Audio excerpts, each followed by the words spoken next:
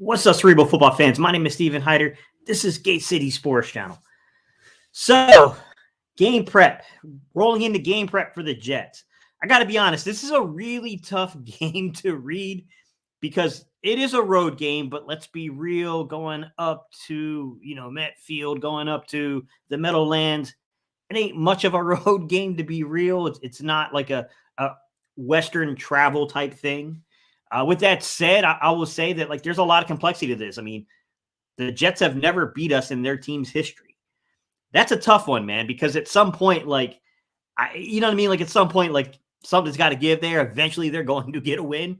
I just hope it isn't this Sunday because 6-0 sounds a lot better than 5-1 in my opinion. So I'm looking for that one. But this is a tough matchup.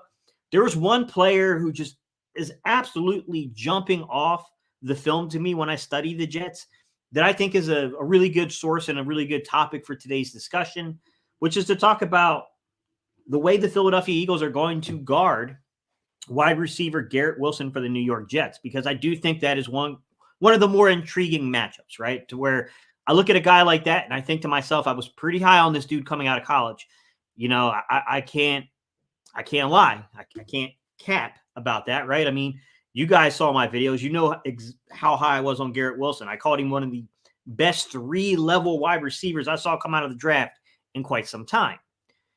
With that said, I think that I was a little shocked when I studied the film along with the analytics to the lack of deep shots to Garrett Wilson. And that's not to say that he doesn't get over the top of defenses and he doesn't beat dudes. I mean, simply put, when you look at him, he's in the top, I think 20-ish. I got the numbers actually written down. Yeah, he's in the top 20 in terms of actual targets above 20 yards. He's exactly number 20 on 25 plus. I'm defining it by what our coaching staff defines it by, which is completions above 25 yards, which they call the big play rate in the passing game. I was a little shocked about that, right? Because, Garrett Wilson's a really good player.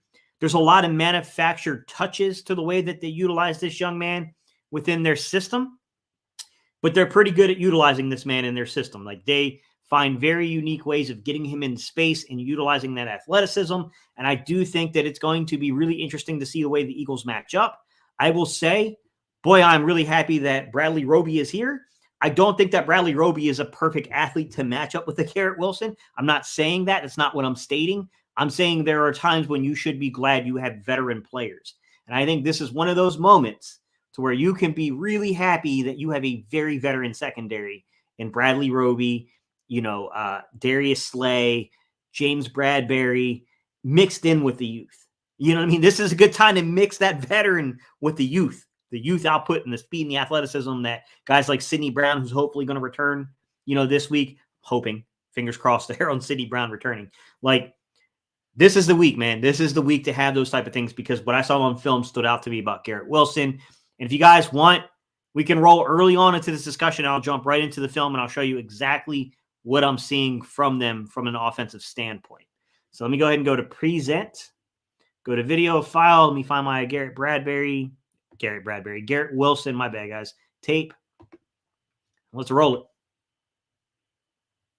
it. This is just a scramble drill, but this young man has the wiggle in open space. This is Flacco.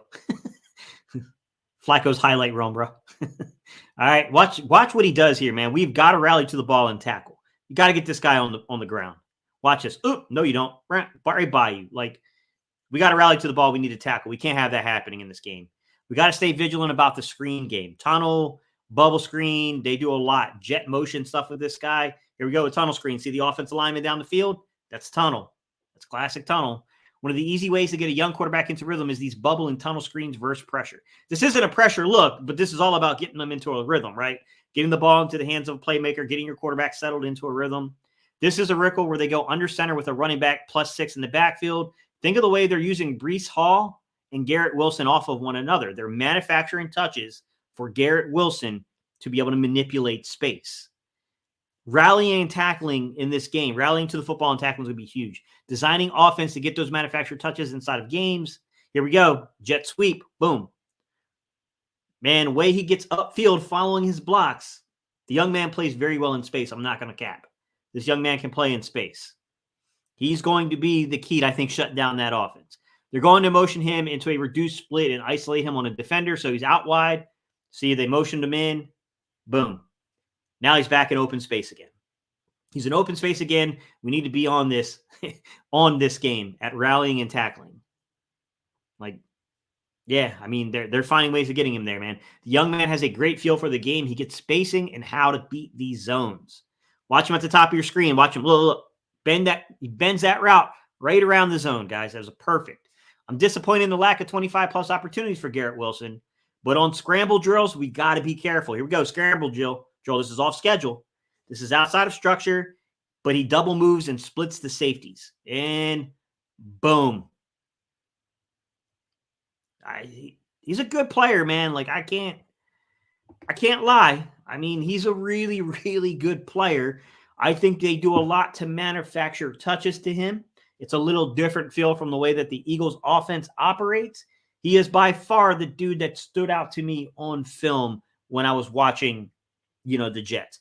I'll say that Breece Hall is a very hard physical runner that's got some explosive traits to him. I do think there are pieces to that offense. Randall Cobb, good veteran presence. Not what he once was. I mean, Randall Cobb 3 or 4 or 5 years ago was a really, really solid football player. A little bit more of the veteran kind of guy that you can be dependable upon, but he's not, he's not explosive anymore like he used to be. Allen Lazard, little surprise here. I thought Allen Lazard would have a little bit more targets over 25 yards. When I looked over the last 2 seasons, he only has 8. He has 8 receptions over 25 yards since last season, from 2022 into the current 2023 slate of games.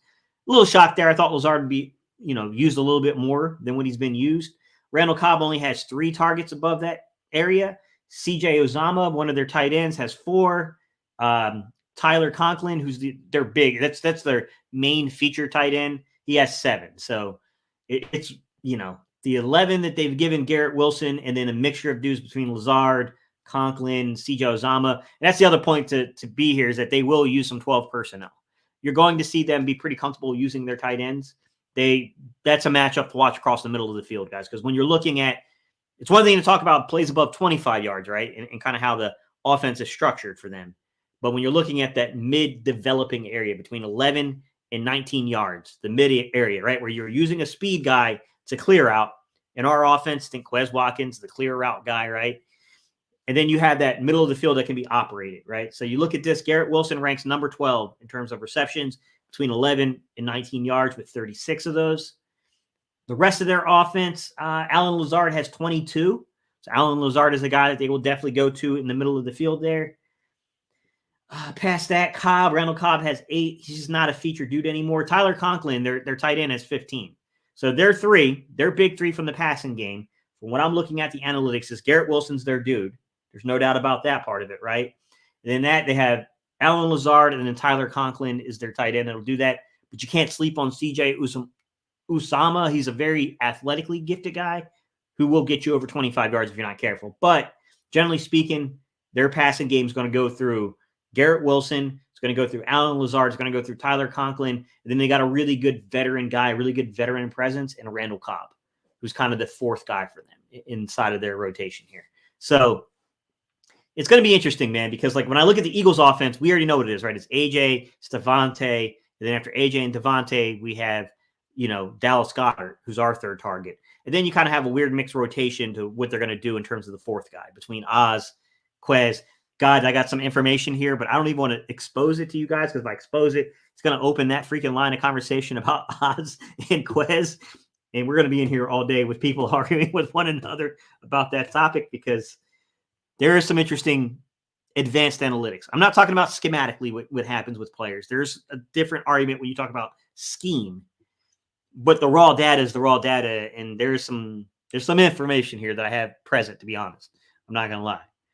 All right, guys, let's get into some comments real quick. Some Black Ninja, what's good, bro? Gate the GOAT, let's talk birds. What's good, man? Checking in for Eagles Talk Duty. Appreciate it, man. More Philly, what's up, man? Says, good morning, Gate. Much love. Appreciate y'all, man. Appreciate y'all tuning in. Allie, long time no see. What's up, Allie? How are you doing? We're going to get into it, Allie. That's a complex conversation, Allie, because it's got a lot to do with the green dot of play calling. What's up, Venom Revenge? How you doing? My also fellow Newcastle, Delaware native. Fresh, my guy Fresh. What's up, Philly Fresh? How you doing, brother? Said, let's go Birds, man. Time to eat. That's what I'm saying. Fresh, what's good? Everybody seeing Fresh is in the chat. Morning, Gate City Sports. Sorry to take you off topic, but what's your take on the lack of use of Rashad Penny in this offense? What's up, Green Wingman? We kind of got into that yesterday. We were talking about the rotation. My take is, in Green, it's not my opinion on if I was the coach, how I would utilize personnel, but just judging the coaching staff's indicators are giving us is that Penny is the break in case of emergency back. It's what it feels like to me right now. Into which he is here because he didn't win the starting role. He's talented enough to stick to the roster, but he's just not part of the rotation the way they see it between the 2-minute offense, the red zone. You know, he's not in that rotation. I don't know if that'll change, Green Wingman. We went over the red zone stats yesterday. In the high red zone, I got to agree with Coach Nick. We got some work to do in that high red zone. Like a lot of work. What's up, Michael? How you doing, bro? Antonio, what's good, man? How you doing? Some Black Ninja said Bradbury should guard Lazard, and it's included. You'll shut him down. James, what's good, buddy? He said, good morning, coach. Eagles defensive line is going to hunt on that Jets offensive line. Book it. We're going to get into that, James, because there's the inner matchup stuff that I do want to get into with this. And I do think that is a very fair point, which is they got better offensive personnel than I think the average fan might realize, James. But your point is right. They're very good at defensive line. Offensive line, they're not. Like, it's not. One side of that ball is right. The other side's not. Eric, what's good, man? We in the building. Appreciate y'all. Oh, look at this. We got Chaos the Filthy up in the building. What's good, man? Gregory says, I love the content. Go Birds. I appreciate you, Gregory. My guy Michael says, I'm on Airport Road in Newcastle. What's good, Michael? There's a few of us up in here. I don't currently live in Newcastle. It's been many years since I've been in Newcastle, but I grew up in Collins Park, man.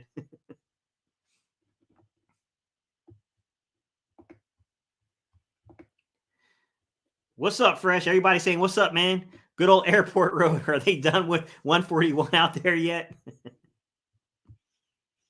Chat, would you drop Hunter Henry or Sutton to pick up Curtis Samuel?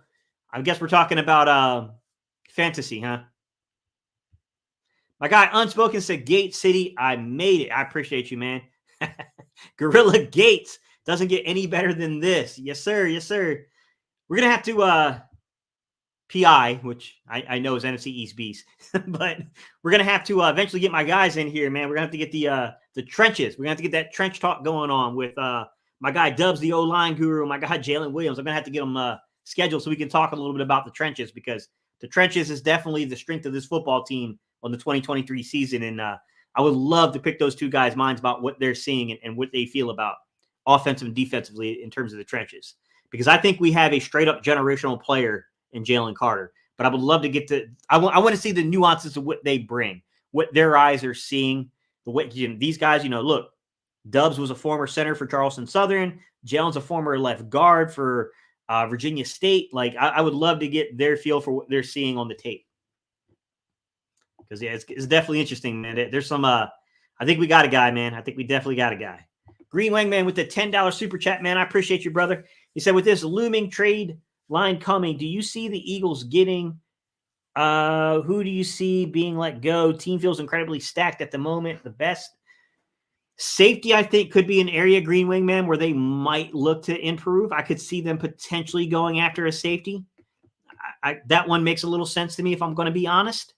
Outside of safety, depending on how the corners play, I think right now it looks really good with Bradley Roby and, mixing in Sidney Brown down into, the nickel at times, or going big nickel to give Bradley Roby those rests. I think that's definitely a way they could play things. So we'll have to see how that works out.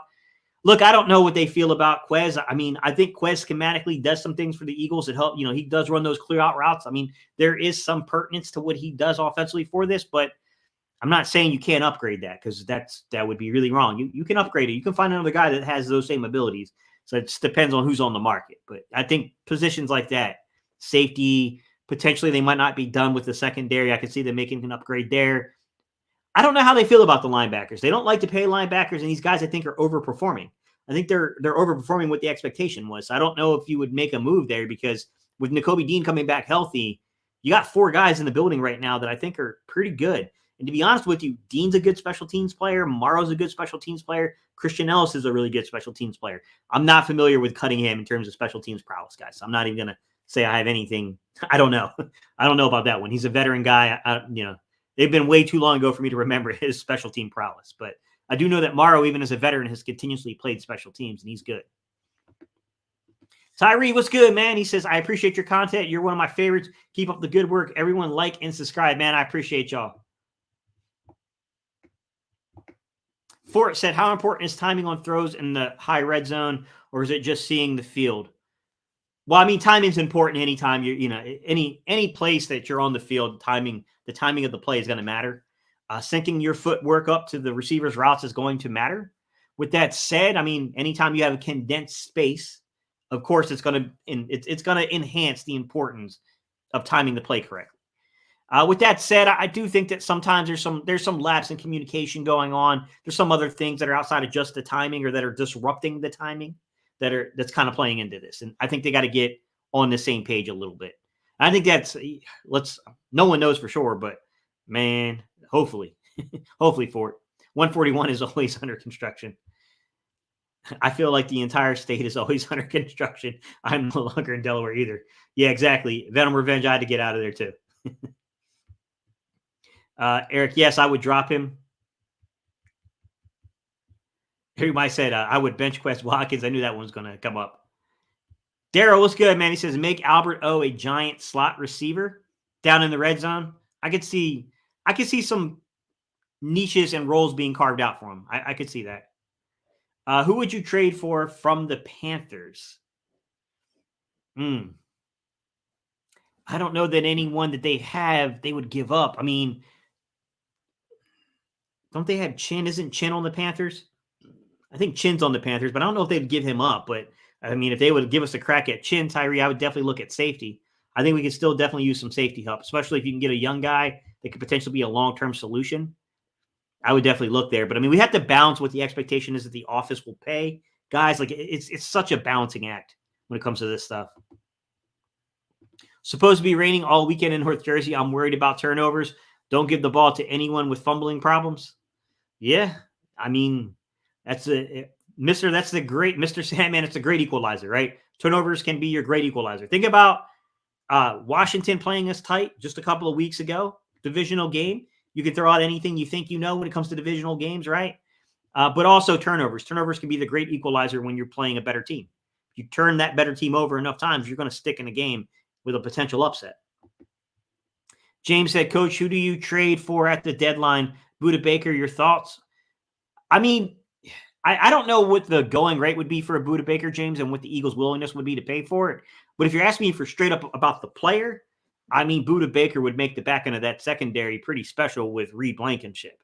Then you got Sidney Brown on top of that. But I think the question we have to ask ourselves is when you look at the Eagles, they're in the mix for a Super Bowl. You know, they're in that mix for that Super Bowl hunt, trying to chase down the number 1 seed in the NFC. But how does Sidney Brown factor into their future? You could make the argument that Sidney Brown is athletic enough to slide right into that slot. He could clearly take over as a slot corner in the future. You could also make the argument that they're looking at him to be the future beside Reed Blankenship back there in that safety room, and you got a couple of guys locked in on some pretty affordable contracts for the next couple of years. It's really tough, James. You get what I'm saying? Like judging the financial aspects of it. But, I mean, for the player, I mean, come on, James. We're going live if that happens. Let's be real. We're definitely going live if that happens. Easy said, Gate, why was Jordan Davis' run D so low ranked the last 2 games against 2 bad O-lines? I don't always love the way that they come up with their rankings, to be honest, Easy. I don't think that they account for or factor in the fact that who's drawing the double teams, the role in which they're doing it, the fact that there is scheme variance and what you do from the running game situation. But long story short there with, EEZ, that they didn't see impact plays. And they graded him as kind of being average because there wasn't those impact plays that he had in the first couple of games where he was getting those tackles for loss and getting the sacks and all that kind of stuff. So when he's doing his job and he's doing what he's paid to do, I think they're going to be a little subpar on the grading. I saw that happen quite a bit last year with why does this guy's name always slip my mind? The dude we signed that used to be the giant, he used to be a giant, the nose tackle. Dang, why does his name always slip my mind, guys? But yeah, like he was a great run defender, but he was never really graded that highly week over week from PFF and those guys. But I think it has a lot to do with impact plays, the lack of it. Antonio says, why did we trade for Albert O and have him take up a roster spot? Is he the tight end of the future? I mean, we haven't seen Calcaterra, what's going on, Brian Johnson, and not using all these weapons. I think the thing we have to be careful about is when we talk about rotations is to understand that every staff is a little different with setting the rotation. So sometimes your coordinator is responsible for that. Sometimes it's it could be the responsibility of an executive head coach. Sometimes it's on the position coach. We saw this happen with Deuce Staley and the running backs in 2019, where it was made very clear to us that Deuce Staley is the person who was setting the rotation at running back. I would assume that there's some kind of village approach to this. It's not just a single person that, when you're going into those situational drills, when you're going into those personnel decisions for the game plan, that obviously everybody's kind of coming together. Of course, Michael is going to take the lead there because he's a tight end coach. But I think we have to look to the tight end coach to see, to get a feel for that. And unfortunately, he's one of the guys that I don't think they question him. I've never seen him take the podium. So I think he's one of those position coaches that you're probably not going to see take the podium, and because he's not a coordinator, he's not the head coach. You know what I mean? Like, unless they catch him off the clip for some kind of interview or show, like something on the PhiladelphiaEagles.com. I don't know that we'd actually get a resolution to that, to be honest, Antonio. EEZ said Albert O can't block. Apparently, they're grooming him for the future. I heard the same thing coming out of Denver. EEZ, that he was a strong guy. Physically, it should be there, but fundamentally from the technique, it's not. That's what I heard. But to be fair, I haven't watched, at some point, easy, I will go consult the film on what I see from his ability to block. But I mean, when you sign a guy like this, the first thing, I'm not thinking blocking. It's not the first thing that comes to my mind. Tito said, what route did Goddard run when he scored the first touchdown? Dang, I can't even remember. It was a little in-breaking route. I don't know if he sat it down like on a comeback or what it was, or if he hitched up. I can't remember, but I mean, he broke inward on it. He could have option routed. Tito, I'd have to look at the film on it again. I played football at CCSU in Connecticut, started out at Mike linebacker in the 34 base defense, put on 60 pounds and moved to nose tackle. At least they kept you in the middle of the defense, right? At least you stayed right in the middle of the defense, Mr. Sandman. But yeah, that's 60 pounds, man. That's a lot, bro. That's a lot, man. That's a lot. I'll have to get you on to talk about that because that's a lot. I had a discussion in the offseason with I was talking with Caleb, who's Dubs, the O-line guru. We were talking, and I was asking him, coaching perspective. You got a freshman coming in, high school football. You got JV team. You're coaching a JV team. You get this freshman coming in who's like 30 pounds underweight. He's athletic, but he's just not strong enough. Like we had that discussion, like what we would do. I would love to have you on, and we'll have a conversation like that because you clearly went through it, moving from Mike to nose tackle. I mean, obviously you're already pretty strong if you're playing Mike, but obviously there's a big difference between playing a Mike linebacker and playing nose. That's a massive difference.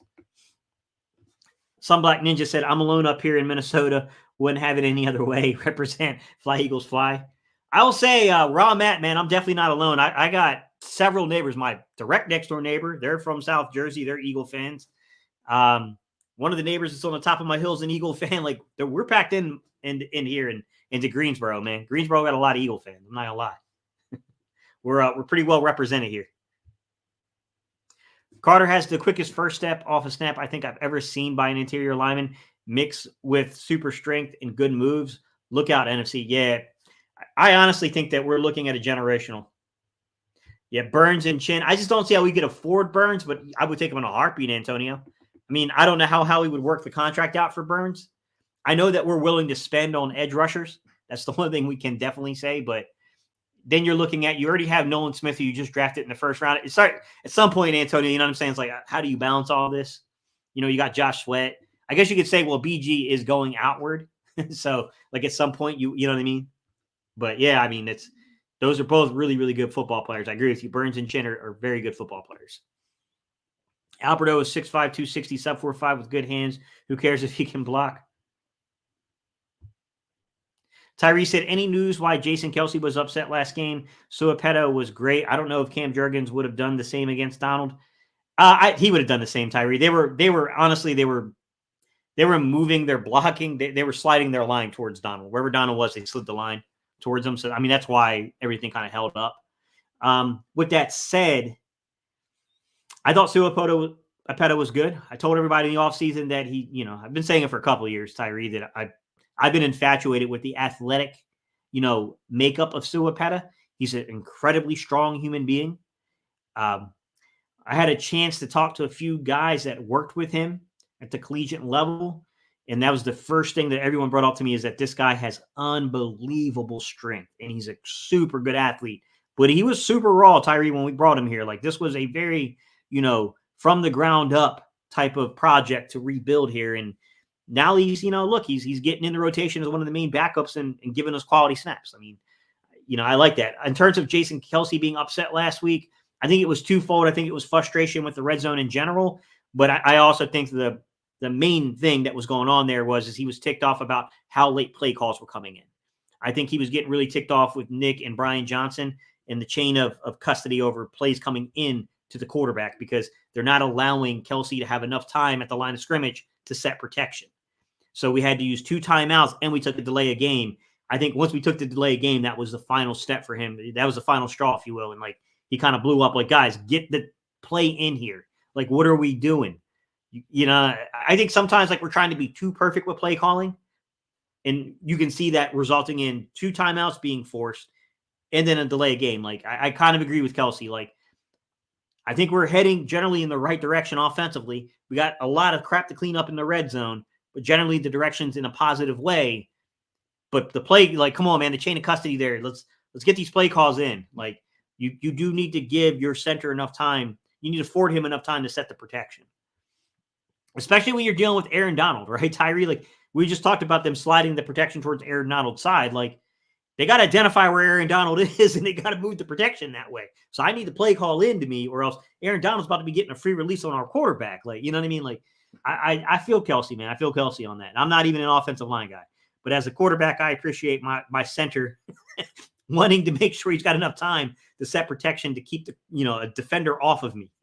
I think that was a big part of it, man. Doesn't PFF grade technique instead of stats? They say they do, man, but how familiar they are EZ with every single, system around the league. I have my doubts just judging from the way they're grading these guys. I still think they're highly dependent upon statistics, EZ. They're highly dependent upon tackles for loss, things like that, which, look, I mean, to some extent, you have to be. You definitely have to be somewhat, dependent upon sacks and tackles for loss and all that. But I mean, there's a nuance to that in terms of how the schemes are being run. Is someone 2-gapping versus are they playing a gap or gap and a half? What does the double team rate look like towards a certain player? Things like that. How are teams sliding their protections? You know what I mean? Stuff like that. I think anytime you get a nose and you don't have crazy production there in terms of tackles for loss, they're going to look at things like the average depth of tackle as well. And you're going to get heavily penalized as a nose tackle if you're seeing things around the 3-yard mark. They're going to heavily penalize you for that in terms of their grading. So I think their grading can be a little unrealistic at times, to be honest. But I tend to like to use it easy, even if I disagree with the finer nuances of it. I'll use it just so that way it's an unbiased opinion on it. I don't think it's a group of people trying to purposely penalize a team or penalize a player, but I do think that there's still some areas that need to be better. Yeah, Joseph, guys. Yeah, Linval Joseph, thank you. Yeah, I don't know why his name always slips my mind. And I've been a fan of this guy for many years, but it's tough, man. Sometimes these big, strong dudes on the defensive line, if they're not big time disruptors in terms of sacks and stuff, we were just talking about with EEZ, man, they slip your mind. Daryl said last year, Kelsey said that Sua had a bright future. Now we know why. James said, Coach Covey is going to take a return to the house. Book it. I hope so. I think we could use that explosion inside of the kick return game or punt return game. My bad, guys. I definitely think we could use that explosion. It'd be nice to get that. We need another running back. Gainwell is good, but as a situational back, when will we unleash Penny? I don't see the favoritism in Gainwell. They like Gainwell's ability to pass protect.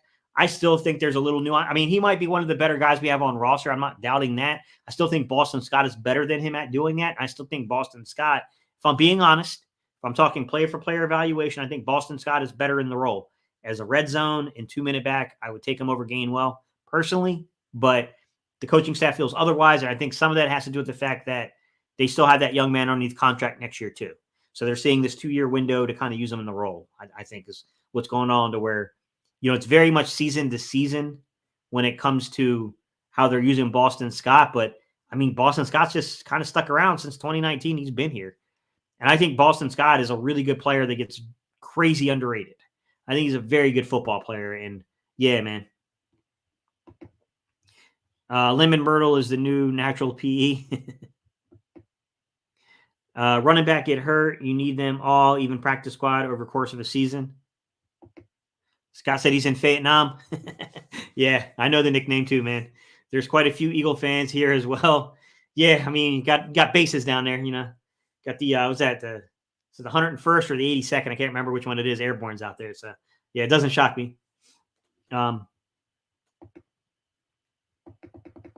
Bobby Murphy said, Apeta filled in nicely at right guard. Do you think he's better there rather than Juergens? Maybe move Juergens to backup center again when healthy? Nah, Bobby, Juergens is the better player. I'm happy with what we've gotten, what we've received out of Apeta. I think he's a very quality interior offensive lineman in terms of the backup role. I think they showed a lot of faith in the fact that Jack Driscoll was not immediately the first guy off the bench, because that's been the role for Jack Driscoll. He's the first off the bench, no matter where it is outside of center with Juergens last year, right? With that said, no, I mean, Juergens has been pretty good on the season. Juergens is a guy you spent a second-round pick on. He's done nothing to warrant losing his job. No, I'd put Juergens back in there. Some Black Ninja said trade our own second this year and our fourth next year, and Barnett Watkins for Burns and Chin. Easy said, considering how good Joey Porter has been and our need at cornerback, was it a mistake taking a very raw edge over him? I don't know. I mean, you can make that. I don't know if it's a mistake to say Joey Porter over Nolan Smith. I think Nolan Smith is going to be pretty good in this league. Easy. I love the way that Desai is using Nolan Smith in game. I love the fact that they're bringing him up in the A and B gaps. Sometimes they bring him, sometimes they drop him, and they use that athleticism out there in space. I actually really like the role they have here. I do think you can make a larger point, though, EZ, that we are criminally underrating the necessity of getting young cornerbacks in here with premium picks. I think the overall point, EZ, I agree with you that we've had opportunities for a few drafts in a row to kind of try to, we're spending them in the fourth round. That's where we're seem to be taking these guys undrafted in the fourth round. Now, I will say, I think some people EZ are being a little tough on Josh Jobe. I mean, look, he's a young dude. You're going to pay startup costs. I don't know why people thought this dude was going to step right into the lineup and be a freaking Pro Bowl caliber player. Of course, there's going to be startup costs with a young guy. I don't think he was terrible. I don't think he was particularly great. I think he was somewhere around the He's getting taught on the job. He's getting a learning lesson here. I still think there's a future with some of the young guys we have. But if we did lose somebody easy, I get the fear because, I mean, you're putting in some very inexperienced guys, to be quite honest. I mean, the lack of experience out there on the outside would be incredible. Benjamin said, good morning, Steve. What's up, Benjamin? How you doing, man? Apeta is getting paid next year. He had a game. I am in Dallas. Love those birds. They are crying on the radio this week. Fools claim Dak better than Hurts. I got some I might get into that later, Daryl. I got some videos, some stuff pulled up from Twitter that I think is hilarious. Benjamin said clock management was not good. Agree with Kelsey. Yeah, the play calls were coming in too late, Benjamin. Yeah, we shouldn't be taking 2 timeouts and a delay a game, bro. Like, come on, man. Get the play call in. To add on to my mock trade, we would also take a 5th from the Panthers. Mr. Sandman said, egg whites, pasta, squats, clean and jerks, deadlifts is how you put on 60 pounds of muscle. You heard it from the man. He did it. Coach Boston Scott is a giant killer. Hey, that's true. That's very true, James. Hopefully we can get him to kill a few more teams. Benjamin said, whatever happened to putting the best player on the field? Yeah, yeah, Benjamin, I agree. They love Gainwell, man. they really love Gainwell. And I don't particularly like dislike Gainwell. I actually think Gainwell's a good player. I don't think he's like a bad player. I think Gainwell would, if the Eagles would actually use some two-back sets to switch things up and give people different looks, I think Gainwell and Swift on the field at the same time could present some pretty dang serious challenges for an offense. With that said, they just don't do that because they're so focused on, look, our offense is A.J. Brown, Devontae Smith, Dallas Goedert, and then our run game through looks like Swift between the 20s and then Gainwell in the red zone and, in the 2-minute drill. I mean, they're just so dead set on that they don't really say like, hey, we got a really good thing with these things. And 85 to 90% of our offense should be those three guys, but we could give some different looks, They don't do that. It is what it is, Benjamin. They don't like to manufacture offense. Like Nick is really a dead set against manufacturing offense for whatever reason, man. To each their own. I mean, Nick's been really successful. I can't really take shots, man. I mean, the dude doesn't lose a lot of games, especially with Jalen Hurts back there as quarterback. The guy's not losing a lot of games, but I would say that I would like to, personally, I would like to see a little bit more manufactured offense. You can't be completely dependent upon manufactured offense, but there needs to be some extent of it in your offense. What's up, Isaiah? How you doing, man? Daryl said, any trade candidates worth that Saints second rounder? Great show. I'd have to think about that, Daryl. I don't have any on the top of my head that's worth a second rounder I can think of. I mean, you can make an argument if you can get a guy like Bruce Chin, but I think they spent a second rounder to get Bruce Chin, I thought. Or I said Bruce Chin, but you got what I'm saying. Jeremy Chin.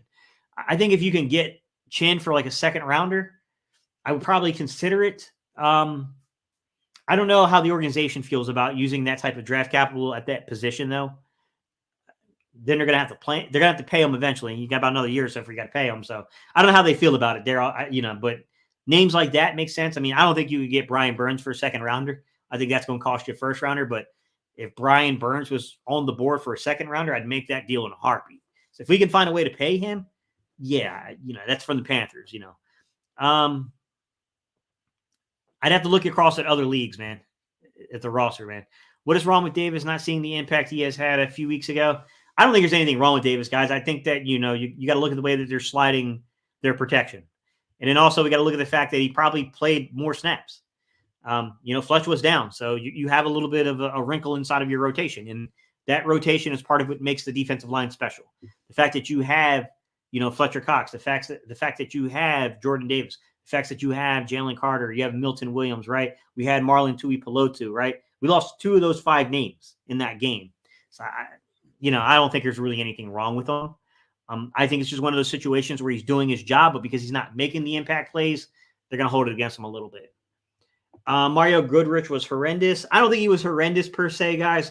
I think you have to look at the way that they're – so like Roddy Poo, the way they're playing the scheme.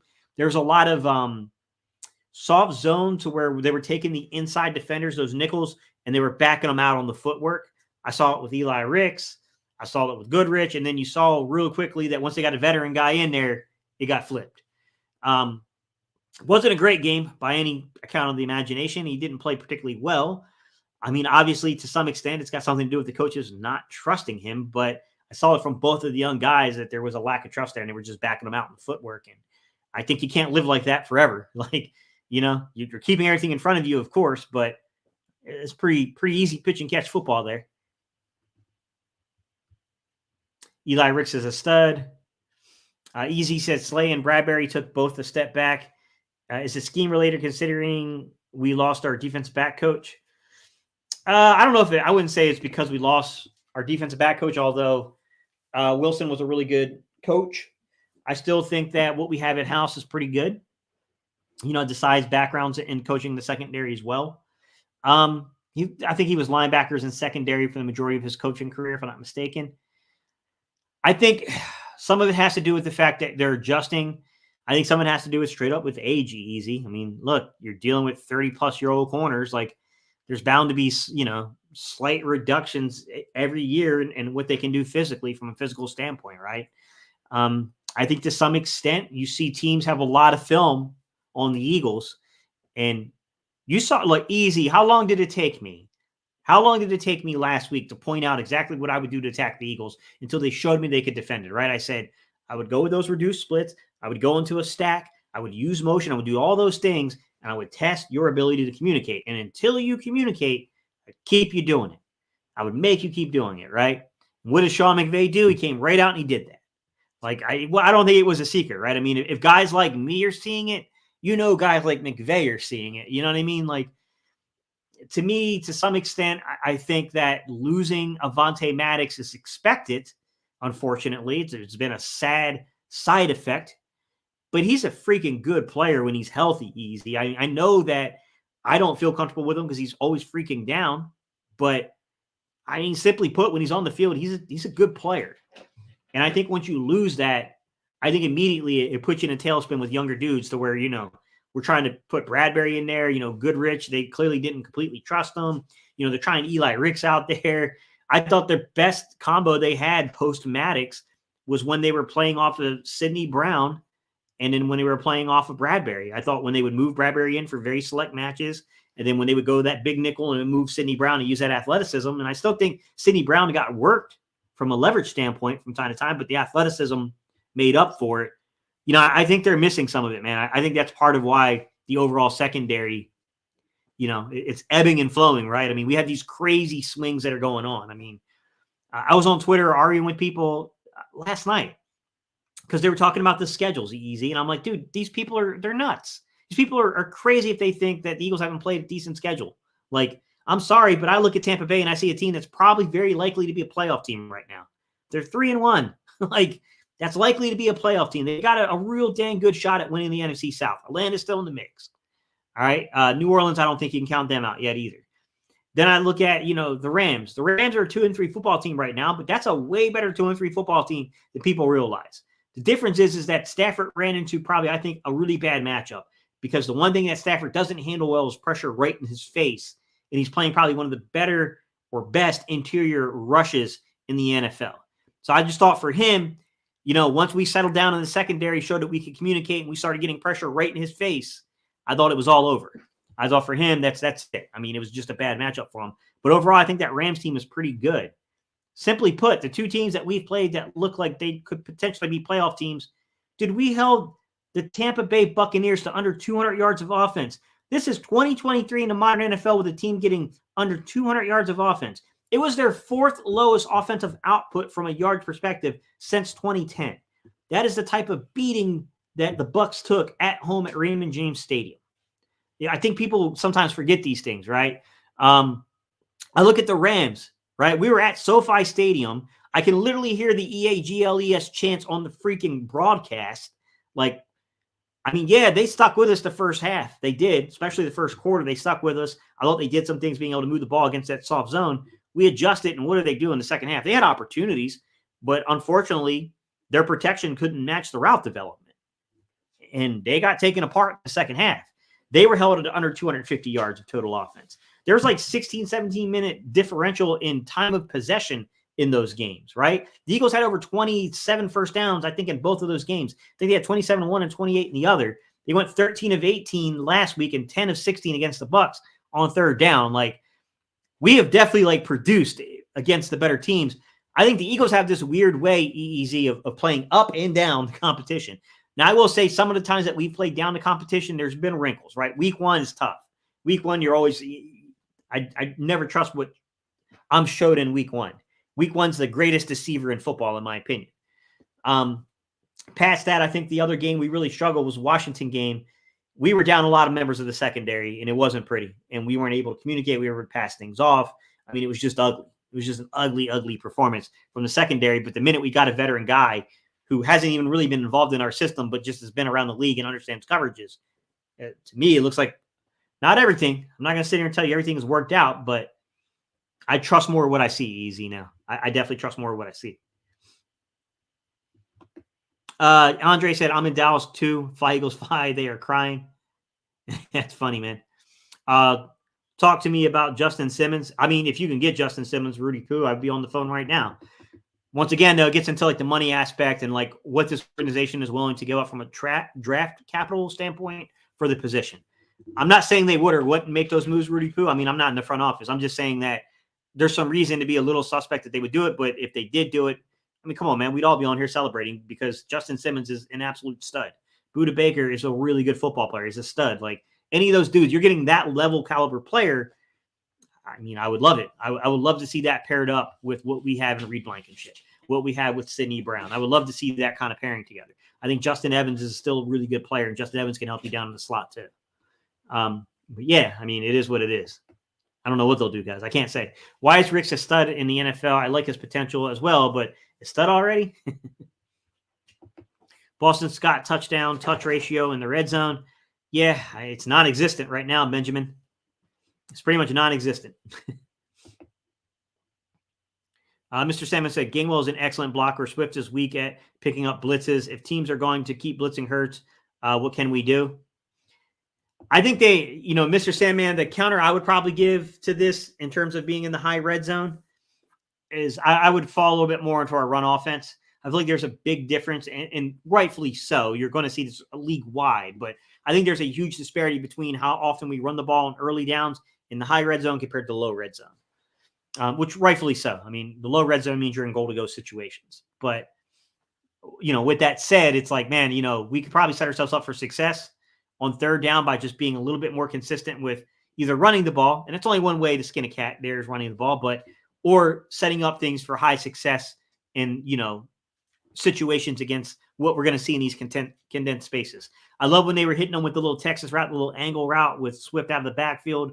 I think you got to pick your shots. You got to find ways of getting those positive plays, staying ahead of the sticks on first and second down when you're in that high red zone. I think that's what's been burning us, to be honest. James said Reddick, Carter, and Josh Sweat are going to eat on the Jets. O-line, book it.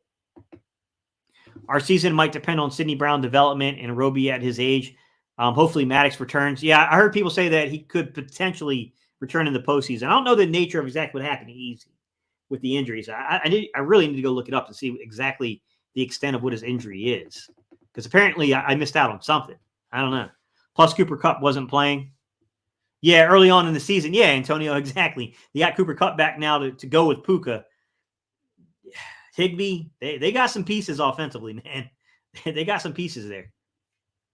What did you think about Bradley Roby's performance? I thought he communicated well. He got 25 snaps in the second half. Yeah, Benjamin, I thought he played pretty dang well. I mean, I thought he played really, really well, to be honest, in the second half. I think athletically, you're dealing with a 30-some-year-old. So, I mean, some of these younger, shiftier dudes might be able to get a little bit of space afforded against him. But he's a veteran dude, and he's savvy. And I think that counts in this league. Benjamin said, keeping it real, Steve. I'm glad you're doing a morning show. I appreciate you guys. Easy said, Gate, keep in mind we played horrible O-lines. Once we played good O-lines, that limits our pass rush. Our secondary will be exposed even more. Maybe easy, but I'm not buying that excuse when it comes to the Tampa Bay game, okay? I get that Jensen's been out, but Jensen's been out for all last season too. Like, I don't buy that. The guy they had playing center has been their center for the past 2 seasons. That dude made the playoffs. So, like, to me, that they went 3-0 prior to playing us. They were playing pretty good as a team sport. That playing pretty good. They were playing pretty dang well prior to playing us, and then they ran into us, and we saw what happened.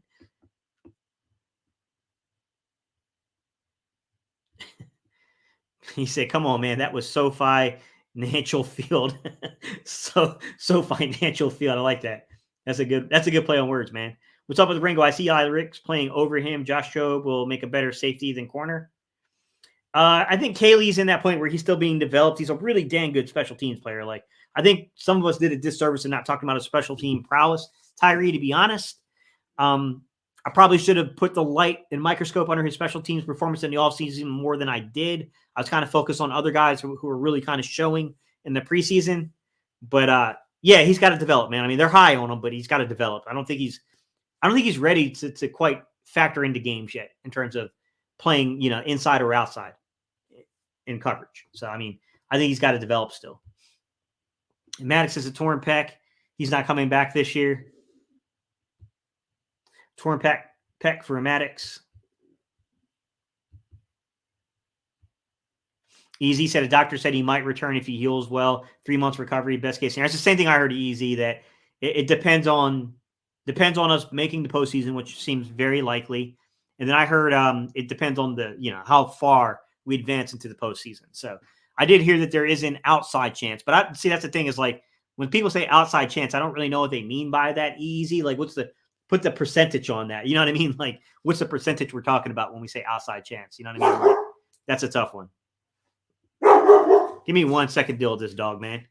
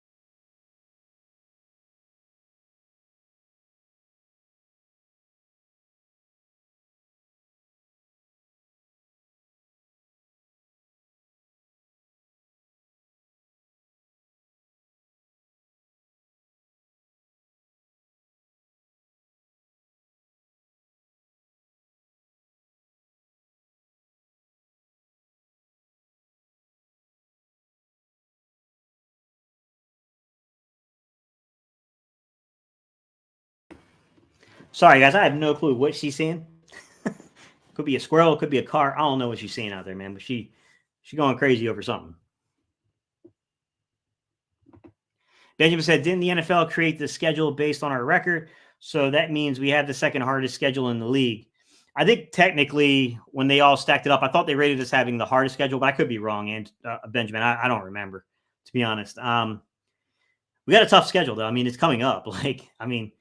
If we finish with the number 1 seed in the NFC, like we went through the gauntlet to get it. You know what I mean, Benjamin? Like we're going to be a pretty battle-tested team. The Bears are selling. Who are you buying? I don't think the Bears should be selling. I really don't think the Bears should be selling at this point, to be honest with you. Truth be told, I don't think they're out of the NFC North race. I don't think they're out of the playoff race. I mean, if you look at it, I'll say, look at the playoff picture, right? 17th, right? I'll say Philly and Dallas, okay? I'll say Detroit for the NFC North is definitely going to be a playoff team, probably a divisional winner there, right? I don't know. We'll say somebody. I'll just use Tampa Bay as a placeholder for the NFC South, but Tampa Bay and Atlanta, I think, are in that mix. But I'm going to come back to that point. Then in the West, I think you got San Fran, which is clearly going to be one of those teams, and I think you got Seattle, which is clearly one of those teams. And I think, to me, that third team would be the Rams out west, and I think Chicago has showed enough that Chicago and Green Bay, if they can get the right mix going, those teams have outside chances. Like, I don't think Chicago should give up on their season yet if I were them. I mean, I'm looking at this and I'm seeing Philly, Dallas, Detroit, San Fran, Seattle feel like locks to me. Like 1, 2, what's that? 1, 2, 3, 4. That's 5 teams. We know there's going to be a 16 that comes at least from the South. So Tampa Bay or Atlanta, right, is more likely. I don't think New Orleans is exactly out of the race yet either. But, then you got that last playoff spot, which can be an NFC South team, whether it's Tampa Bay, Atlanta, or New Orleans at 7th seed, right?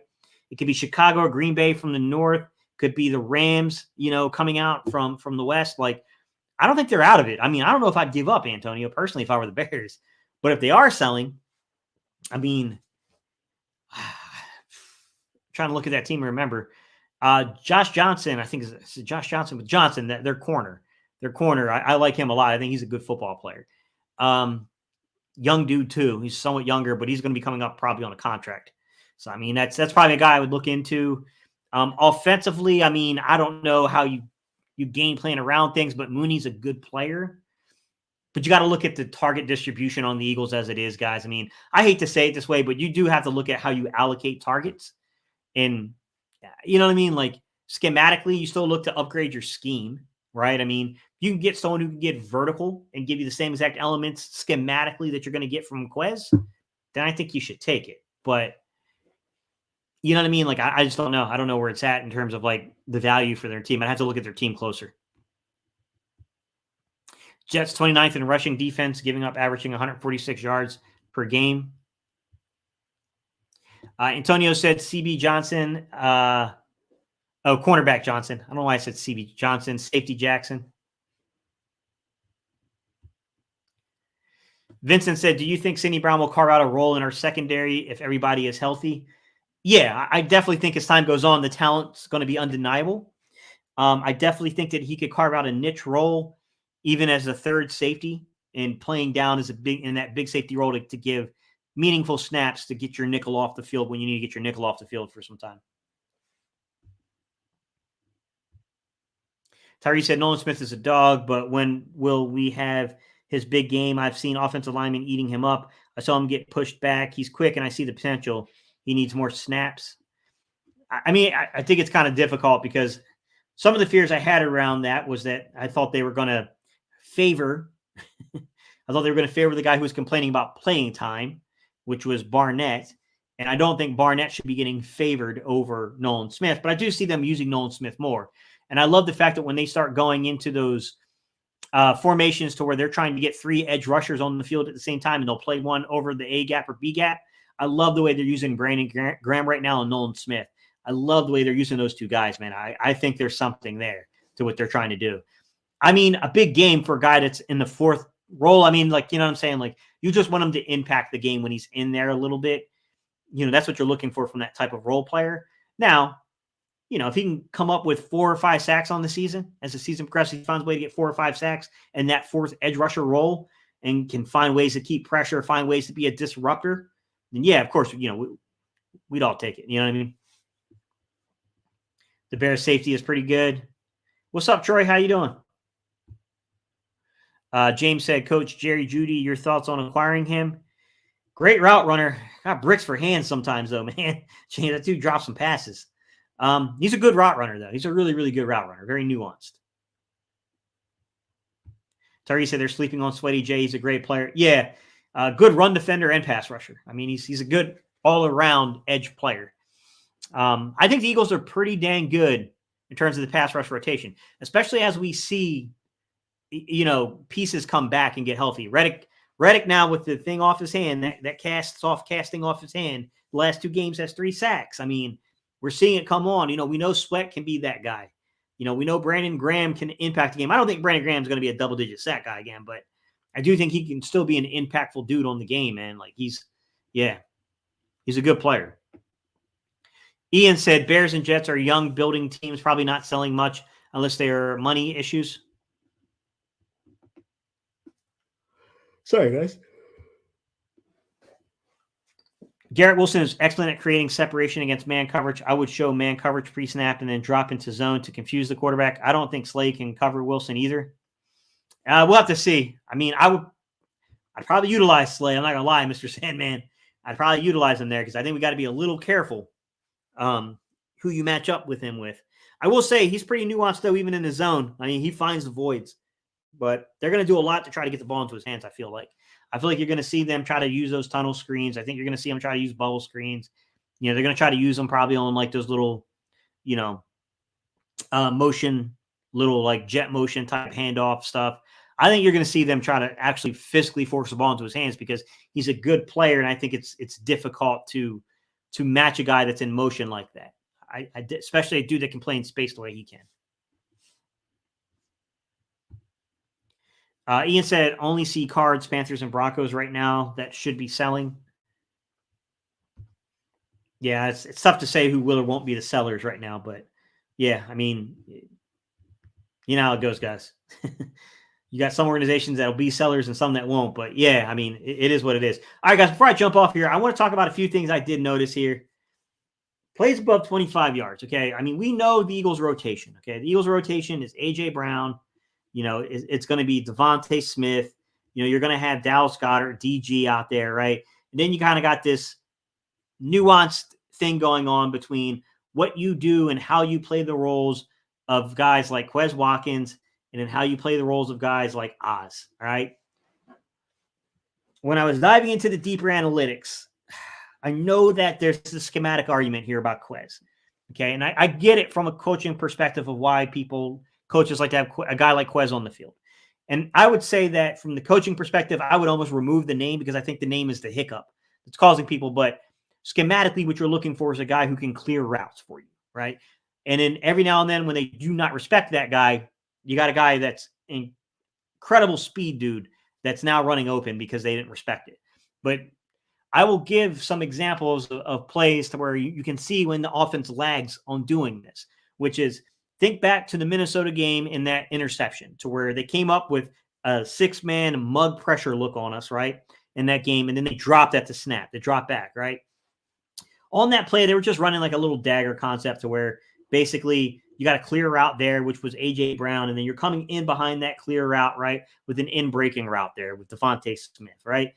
That guy, I don't think Jalen ever saw him, dropped right into there, right?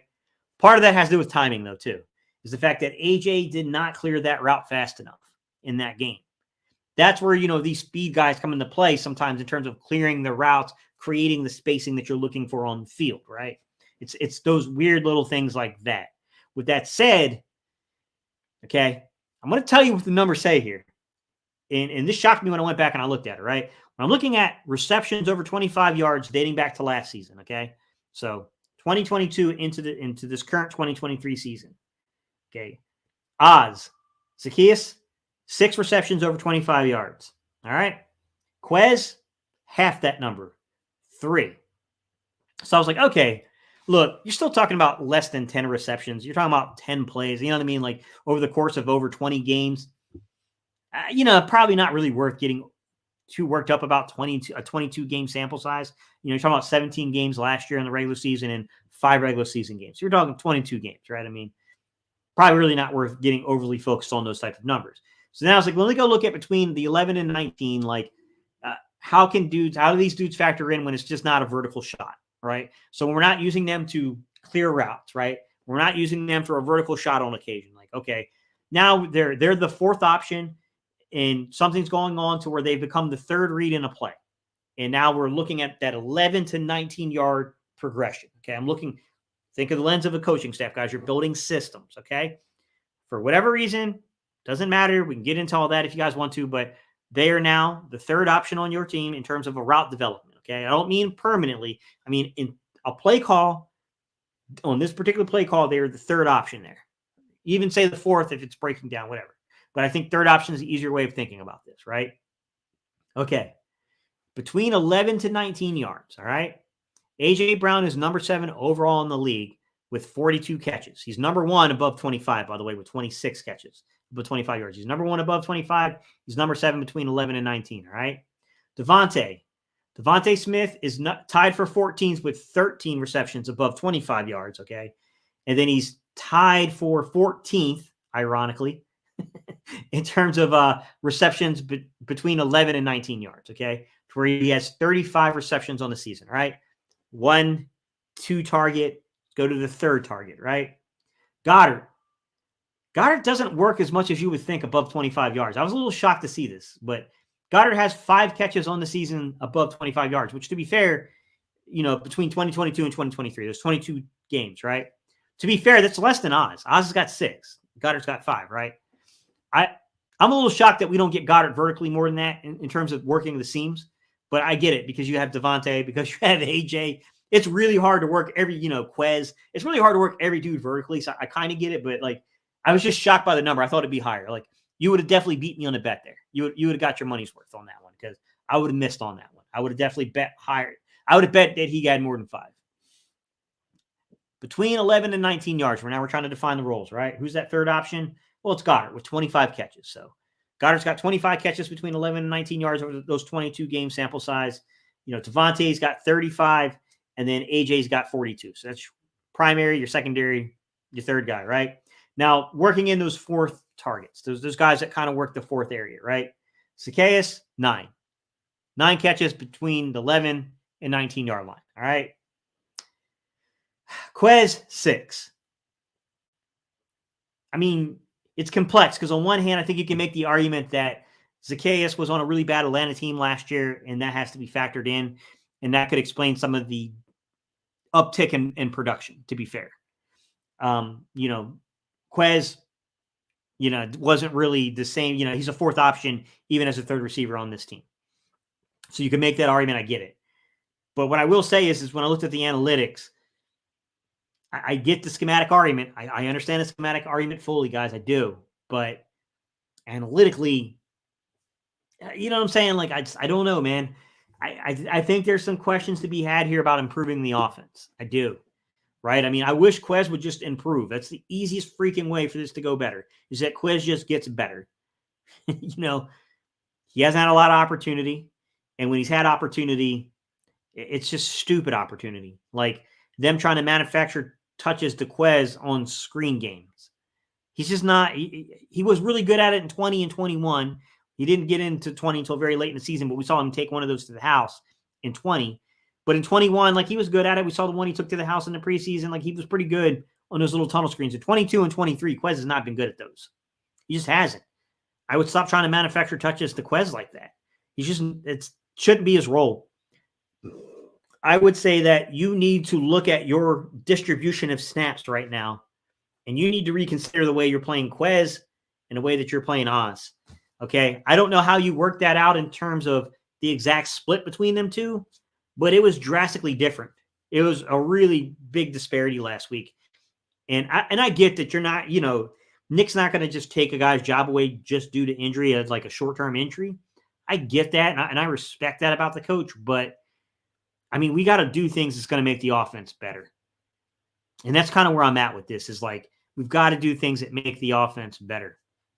And at this point, man, I mean, I think that you can still use Quez in that role of the vertical spacing. You know, I laid out the example of like when you're trying to clear routes. You know, Quez may not get the football. He may not be this dude that's going to have the production, but he can clear routes. I get that. I understand that perfectly. You can't tell me that Zacchaeus can't be a better target and a better option out there in that screen game, man. Yes, he can. Like, that's, to me, they got to work these things out more. We've got to look at the utilization of players, the distribution we're giving in snaps. You know, we're not going to change the distribution of targets. That's not going to happen. Like, to me, this offense is very clearly AJ, Devontae, Dallas Goedert, and then the running game with this offensive line, Swift and Gainwell. That's the offense. But it's the other subtle things, those roles, the way we're using dudes inside of roles. Like, yeah. Easy said, which from a different free agent from a different team would you like to sign next year? I don't know, Easy. I got to look at the list, man. I can't say that I don't really know who's a free agent yet. I got to take a look at the list. I haven't really looked over anything. I've been kind of locked into like just watching the film of what I'm seeing on the season, to be honest. Can you explain to me the difference in the skills required to be called a slot corner? Hey, how you doing, man? Appreciate the comment. Sure. So generally speaking, when you're in a slot corner, you're playing on the inside positioning. So basically what you have two outside corners. So you got Bradbury and you got Slay. And then on the outside, you normally divide that up by you have a boundary corner and then you have a field side corner. Your boundary corners, not always, but they specifically tend to be these physical guys that have a little bit of arm reach to them. They can, disrupt throwing patterns in tight windows. It's not a universal truth. Every team's a little different, but that definitely kind of factors in to some of the ways that teams will evaluate a boundary corner. That's James Bradbury normally for us, but we do flip the field on times with the roles there. Slay is the field corner. Typical field corner is going to be a guy that can really play with a lot of athleticism, can play in space because think about the field. You're guarding the greatest distance of turf, basically. So you got a guy that can normally really, really manipulate and move well. Your slot corners are normally your guys that are going to be above a tight end or they're going to be above the slot wide receiver. These guys normally have what they call oily hips, which just means that they can flip and turn their hips very suddenly. They are normally very, very good athletes. I mean, if you look at the athletic profile of a guy like Avonte Maddox is a really, really super good athlete. They're normally very tough-nosed football players for undersized guys. You're not going to get a lot. They do exist, these 200-pound slots. You can find them across the league. They happen, but normally speaking, you're looking at like a 180 to 190, 95-pound guy at most. That's a really tough nose in the run game because they're going to have to factor into your run defense, Amanda. Like that's generally speaking how it is, right? And then you're working on leverage, and then they have to be able to communicate on the back end with the safety, especially like if you're playing, depending on the scheme and system you're playing in. So if you're in quarters, your safety that's above you inside that quarter, especially when you're getting to what they call trips or 3-buy stacks. You have to be able to communicate with who's taking the vertical guy, stuff like that. So those are the subtleties between them. Dave, Eagles Champ 34 said, you think the Eagles can beat Miami? Yeah. Can they beat Miami? Sure. Sorry, guys. This chair's like trying to slump down on me here. Sure. Can they beat Miami? Yes. Is it a layup they're going to beat Miami? No. Miami's got a fighting chance here. Like, I got to be real. Like, they got guys that, I don't know what's going on with, is it Acne? How do they say his name? A chain Acne? How do they say that dude's name? He's a good player. That's all I know about him. I know he got injured, so I don't know the extent of the injury, but that's a really good player. Obviously they can really manipulate space with their speed. They are a fast organization. I mean, Tyreek Hill is just, he's a killer, man. Like, they got serious speed on that team. So, I mean, that's going to be a really entertaining game to watch. It's going to be fun to watch. You really think Dean should get playing time over Nicholas Morrow? That's not an easy question to answer, to be honest, Michael. There's so much to consider into that. On one hand, Dean's the dude that's under contract, right? I don't think we should be out here stunning the development of guys that are going to be the long-term players on the team. On the other hand, we have to factor in the fact that we're in the middle of competition here, right? The season has started to progress. We're a 5-0 football team, and we're fighting for positioning. 49ers are stride for stride with us at 5-0. We're fighting for a number 1 seed. You can't get too cute with it. Okay, those things exist in this conversation, right? Then you got to look at the fact that, what do you do about the green dot of play calling? Okay. Currently, you got Blankenship doing it, but this defense was conceived. It was thought of from its origins, its basis for Nakobe Dean to be that guy. If he's going to be a green dot play caller, he ain't coming off the field without injury occurring, guys. I mean, he's going to be on the field.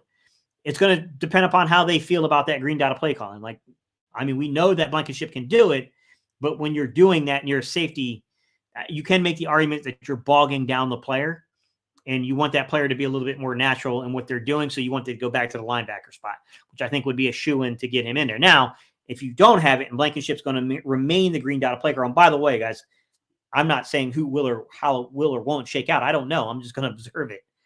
Then I think you can talk about a rotation at linebacker. So when you take away the green dot aspect there, then I think you can get into the rotation, right? Because now you can talk about, like, okay, who's our better matchup in run defense? Who's our better matchup in obvious passing situations? And how do we work the rotation? Then I think you're talking more about rotations. I think there's a lot of weird things to consider. You're dealing with a foot injury. So just because the window's been activated, and just because they clear him through the practices and they say, okay, like he's active for game day, it doesn't mean that they're going to necessarily rush him back this week. He could still be dressed and they could still take things a little slow with him. They could still slow walk him for another week or two. So, I mean, you kind of, I'm going to let them shape that out, man. I'm going to let them work that out. Desai is starting to understand his personnel. What's up, Edwin? Easy said, if Quez is just bait, we need to find a different option on the market. We saw in the Super Bowl, we can't trust him or give Allen a chance. Sorry, Easy. You can make the argument that Allen gives you the same vertical threat elements and may even be, it's not going to be much worse than Quez in terms of the tunnel screen stuff, and potentially could be better at it.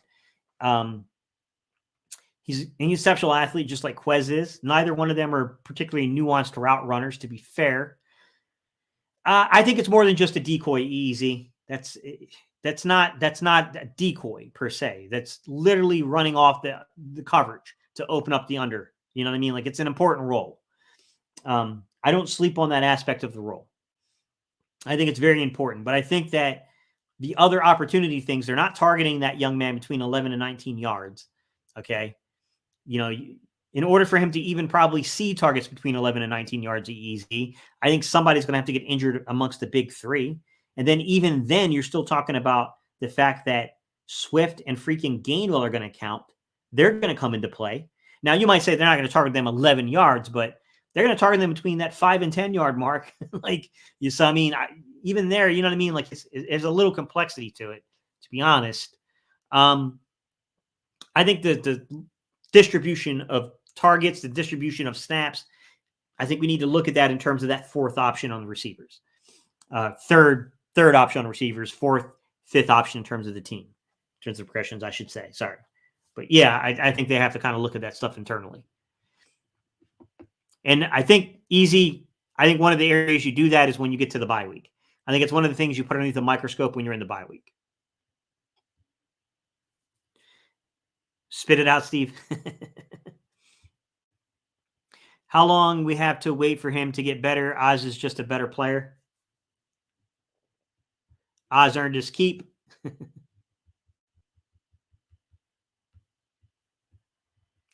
Michael, what's up, buddy? He says, thanks for the morning content, coach. Have a great day, man. I appreciate you, Michael. Quez reminds me of one of those track athletes that have great straight line speed, but no wiggle in suspect hands. Yeah, I don't think he's particularly great in terms of those opportunities to where he's got to stop and go, stop and start. You know what I mean? Like having that shimmy, that shake. What we saw earlier on in this video when I was showing you what I saw in Garrett Wilson's film. I don't think that's Quez, right? I do think Quez is more the vertical stretch guy. He's the guy that he's going to run off coverage. That's his role here. What's good, Gate? What's going on, Dante? How are you, man? If you look at that pass to Quez, was it overthrown or was Jalen putting in a spot for Quez because of the underneath coverage? We were talking about 2 to 3 steps max. I mean, from the TV copy, Benjamin, I thought it was overthrown. If we're talking about the same one where it was kind of towards the sideline where Quez is either running an in-breaking route or he's running like an over, and he just kind of it sailed. It looked like it just looked like the ball got sailed. You know, it happens, man. I mean, Benjamin, you name me the quarterback that doesn't sail a ball every now and then, like because they all do it. I mean, it was all over Brady's film too, where he would sail balls on occasion. It happens, man. With that said, I don't know. I mean, I don't like. That's always the tough part is when you're talking about route depth, when you're talking about syncing the drop back of the quarterback to the depth of the route, and then if it's correct. Even taking it out of the context of Jalen Hurts and his current offense, you all the way back to that 2019 and 2020 season, some of the things we would see from the running back position, really in 2020 in particular, was there would be times that we would just overthrow these stupid little screen passes to the running backs. And it just looked like, dude, we can't even hit a screen pass. What is happening? Really and honestly, what it was is that they were getting the depth wrong the running backs were on those screen passes, which was a problem. So there is some nuance to that, Benjamin, but I can't say that I've had underneath the microscope like that to weigh in on it. I'm going to say from the TV copy, it looked like he sailed it to me, but I didn't put it underneath the microscope like that. I'm not going to lie. Aaron, what's good, man? He said, hit that like button for the Cerebral fans. Subscribe now. Appreciate you, man. Morrow has good stats, but can get exposed in coverage. Yeah, I agree. I still think Morrow and Dean are our better coverage guys, EZ, if I'm being honest. I still think they're the guys that have the more fluid hips. I think they can play better in space. But I do agree that, none of them have shown greatness in coverage, to be honest. But I think Dean has the most upside in coverage of the guys, but you're still talking, we're still talking potential, which potential is not always realized. So, we have to keep that in mind. Cornelius, what's good, buddy? He said, hey, Gates, how do you think Ricks played? It was a little up and down, but I think a lot of what happened with Ricks was schematic more than anything. We talked about this a little bit earlier, Cornelius, when they had him inside of the slot. They were playing Goodrich and him were both playing this concept to where basically they were playing outside leverage and then they were pedaling out with their footwork. I'd like to see in those situations personally, you can't always do this, but I'd like to see a little bit more aggression from the slot corners. I'd like to see them it's called walking a line, and then you're manning up on them when you walk the line like that. With that said, you got to play off the fact that, you got youth out there and you got Cooper Kupp. Like, that's a hard assignment, man. I mean, I'm not going to burn Ricks because he got beat a couple times by Cooper Kupp, man. Like, a lot of cornerbacks got beat by Cooper Kupp, man. This dude was an 1,800-yard receiver not that long ago. Like, Coop's been making a lot of people look silly out there. Like, it's not just, an undrafted free agent we have coming in trying to, help us out in the moment. You know what I mean? So, I mean, I give a little grace there, personally. What's up, Dank? How you doing, buddy? He says, what's up, Gates? Can we start Allen because he's fast? Yeah, as I said, man, I saw the data. I wasn't going to withhold the data from you guys. I knew dang right well you guys were going to ask me before I got off this live stream, like, yo, Gate, you looked at all this material about 25 yards and 11 to 19 for the Jets. You need to tell me you didn't peek at the Eagles? I knew you guys were going to ask that. So I'm like, all right, let me just rip the Band-Aid off and just tell you exactly what I see. The data's the data, man. I can't really, you know what I'm saying? Like, you can make subtle, nuanced points about scheme and the importance of it, and I agree. Numbers, I hate to say numbers don't lie. That's true. but I can make a story that will mislead you based upon numbers. You know what I mean? So numbers may not lie, but they can deceive. So, you know what I mean? Like, I'm like, but I got to be honest, man. I think Oz has been just a more productive guy, like over from 2022 to the first 5 games of this year. And I'd like to see Oz get an uptick in playing time, man. I think Oz was pretty good on the field, man.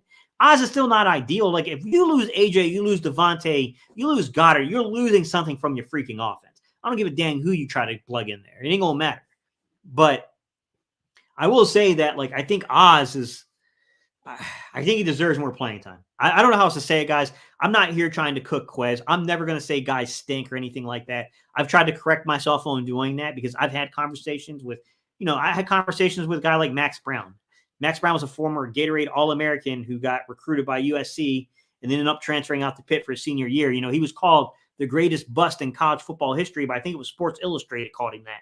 And he read that magazine with his dad beside him. I can only imagine. I can only imagine the level of craziness that is. So I do, like, I've talked to him about the mental health aspect of players and things. And, I try to keep that stuff in mind. I've tried to change my vocabulary about the way that I critique and analyze players. But I'm also not going to sit here and tell you that I don't think that Oz doesn't deserve more playing time. I think Oz deserves more playing time.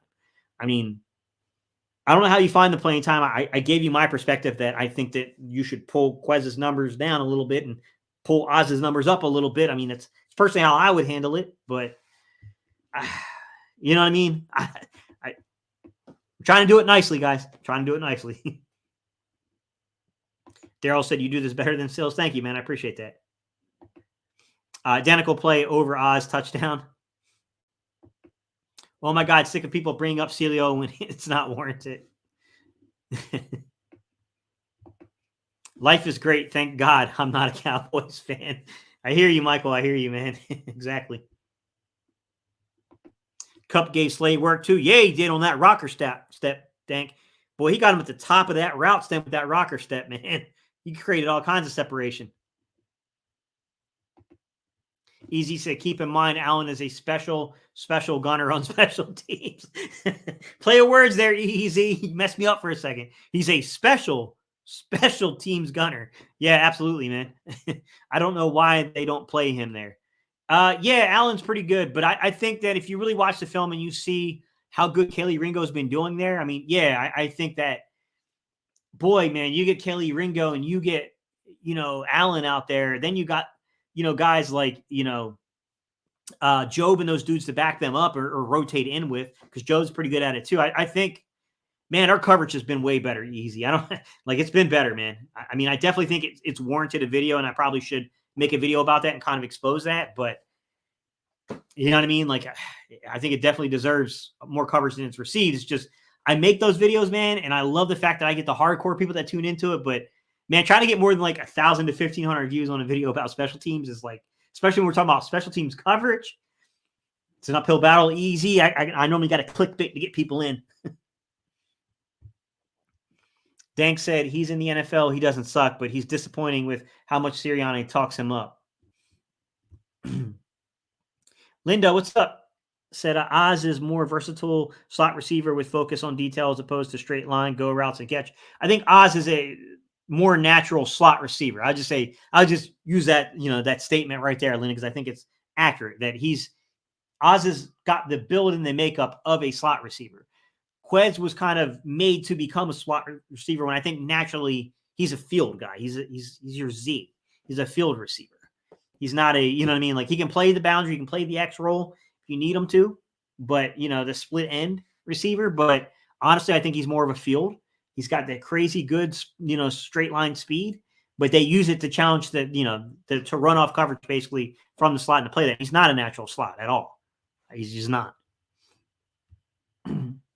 Daryl said Ringo was redshirted as a sophomore, a very young player. When you watch a football game, what do you tend to focus on first? I tend to watch the trenches. What the linemen do tells me a lot about what's really going on during a play. Mr. Salmon, I like to try to look at personnel first. I like to try to look at formation, personnel. I like to see if is there not motion. Then from there, I try to get the best angle and view that I can in terms of the route concepts that I'm seeing. But to be honest with you, on a TV copy, you're getting a view that's based upon entertainment, not necessarily for educational purposes, not necessarily for coaching purposes. You know what I mean? Like, so it's not always the easiest way to do that. But to be real, Mr. Sandman, I'm as normal as any other person until I get the coach's film. I'm just watching the game as a fan, just like everybody else. You know what I mean? But I do tend to gravitate towards personnel decisions, what kind of splits we're playing. Are we using motion or not? Like, that's where my mind goes naturally, but I'm watching it as a fan, just like everybody else, until I get, copies of the coach's tape, which, normally it's 24 to 48 hours for me before I can get it. Benjamin said, this conversation is a pleasant nuance for us. This is what makes us Eagle fans 5-0, baby. Hey, love it, man. Nicole Hardman to Philly. I don't dislike that, honestly, easy. I don't dislike the Hardman idea. Nicole Hardman is elusive. I don't know. Would you say that McCole Hardman's a natural slot easy? I think he's more of a natural fill-in than freaking Quez in the slot. I think he gives you the vertical element. I think he definitely is going to be better on those freaking screen plays. I think you can use him on motion, the jet motion, and use him in space. I think the issue is when I look at the receiving core and I'm trying to think about trying to upgrade it, it's kind of like, dude, the dude's got to be willing to play this role. And this role is not a very focused role. It's not going to lend to a lot of targets. It's not going to lend. It'll lend to a pretty good amount of snaps per se. You'll get snaps, but I don't know you're going to see targets that much. You know what I mean? Like, I wonder. Deng said, why don't we see more Devontae in the slot? They use them here and there. I think they love AJ at times getting big over the slot, but you'll see every now and then. They do that time, where they'll play like an outside man, and then they'll run those two slots where you got the tight slot and then you got the the natural slot. You'll see then that they'll kind of use both of those guys when they're trying to get when they're trying to give a different look to the defense. You'll see them do stuff like that, at times. All right, guys, I appreciate y'all, man. We've been going for about an hour and a half at this point, man. I'm going to sign off because I'm fixing to lose my voice. But, yeah, man, we'll be back tomorrow, guys. Tomorrow around 9:30-ish, we'll meet back again, 9:30 a.m., talking more Eagles ball. We're going to look at a different player. We're going to look at a different matchup for the Eagles, and we're going to discuss what's coming up, man. So, yeah, I appreciate y'all, man. Thank y'all so much. I'll see you guys tomorrow.